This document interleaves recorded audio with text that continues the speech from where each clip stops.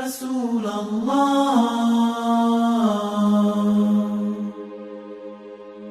Alaikum. I'm Yasmin Mogahed, and this is something where we are joining together to celebrate the life of a very, very beautiful man, the Prophet Muhammad sallallahu alaihi wasallam. The part of his life that I want to talk about is a part that was actually very, very difficult on the Prophet sallallahu alaihi wasallam, one of the hardest periods in his life, and this was the year of sadness.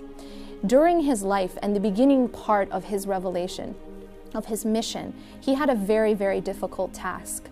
And yet he had the support of two people in his life who were one of his greatest supports, and that was his uncle Abu Talib and his wife Khadija radiallahu anha.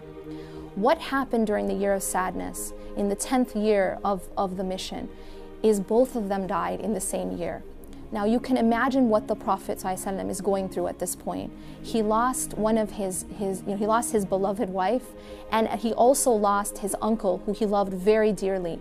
But he also lost a protection because the Quraysh were trying to attack the Prophet ﷺ, and one of the things that was barring them was the protection of Abu Talib. Now during this time, he decided to go to Ta'if, and when he went to Ta'if, the persecution increased and it continued, and the people actually lined up children and others and threw things at him, and even threw stones to such an extent that he was wounded and bleeding, and he was thrown out of the city in this type of humiliating way. Now you can imagine what he was going through at this point, and he went and he sat under the tree and he made a very powerful dua. And there's one aspect of that dua that I want to focus on. And this is the part of the dua where he says, إِن لَمْ تَكُمْ بِكَ غَضَبٌ عَلَيَّ فَلَا أُبَالِي. That if you are not displeased with me, then I don't mind. Now this is mind-blowing because the Prophet ﷺ has been through so much at this point. He has been persecuted by his people, his wife has died, his uncle has died, and he's been thrown out of this city in such a humiliating way. And yet his number one concern is the displeasure of Allah subhanahu wa ta'ala. And he says that as long as Allah is not displeased with him, that he doesn't mind all the rest that happened to him.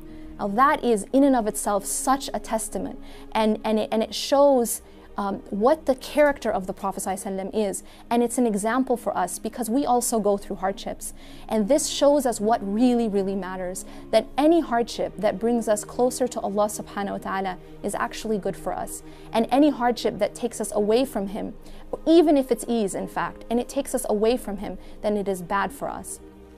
Now you'll notice too that Allah subhanahu wa ta'ala after this period of time does something miraculous. Allah takes the Prophet sallallahu alaihi wasallam up to the heavens, to a place where no other human being has ever been. And you see here that it's such a very, very symbolic sort of lesson for us, that when Allah subhanahu wa ta'ala takes away the creation, when Allah subhanahu wa ta'ala takes something from us that we love, but He gives back something better, He gives back something so much greater. And in this case, it is that nearness to Allah subhanahu wa ta'ala. Now, none of us are going to go up into the heavens in this life, and yet we can experience that spiritual nearness. And when Allah takes away something of the creation that we love, but He gives us His nearness, then nothing else matters. If you are not displeased with us, O Allah, then I don't mind. This is the lesson, and this is the attitude that we should take, and this is the inspiration that we can get from the Prophet sallallahu alaihi wasallam. أقول قولي هذا واستغفر الله لي ولكم إنه غفور رحيم والسلام عليكم ورحمة الله وبركاته.